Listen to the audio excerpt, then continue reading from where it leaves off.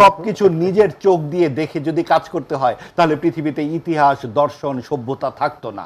আমার বাপ দাদা, আমার বাপের বয়স যদি 80 হয় আর তার বাবার বয়স যদি 80 হয়, একটা পরিবারের ইতিহাস থাকে তো 150 বছর।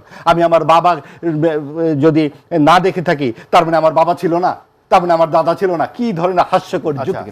যেটা হলো যে থার্ড পার্টি তো জামাত বরাবরই, কখনোই জামাত ফার্স্ট পার্টি ছিল না। সেটা 71-এও যেমন, এখনো তেমনই ছিল। এখন এই যে ফাঁকা মাঠে সাম্প্রদায়িক উস্কানিতে বিভিন্ন ধরনের সরকারি পৃষ্ঠপোষকতায় তারা সবসময় লাভঝাপ দিয়ে ওঠে, এবারও তাই লাভঝাপ দিয়ে উঠেছে। আরেকটা ব্যাপার হচ্ছে যে এই যে দুর্নীতির কথা যে বলা হয়, দুর্নীতি কি খালি আর্থিক? নৈতিক দুর্নীতি হয় না? এই যে আত্মসমর্পণের দলিল 71 সালের, সেই 71 সালের দলিলে কি লেখা আছে? আত্মসমর্পণের দলিল পাকিস্তানি নৌ বিমান সেনার পাশাপাশি সিভিল আর্ম ফোর্স এই 16ই ডিসেম্বর আত্মসমর্পণ করে।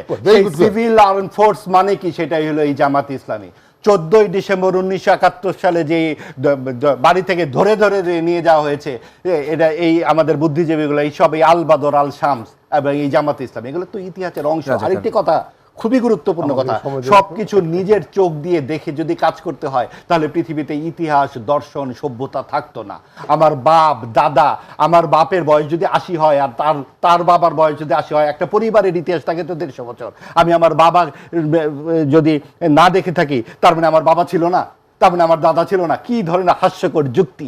আপনি চিন্তা করেন যে শূন্য গর্ভ ইতিহাস বোধ আমাদের কোথায় ফেলে দিচ্ছে। 71 সালের ইতিহাস আমাকে তাকিয়ে তাকিয়ে দেখতে হবে। এই আমি পরম্পরা মানি কি?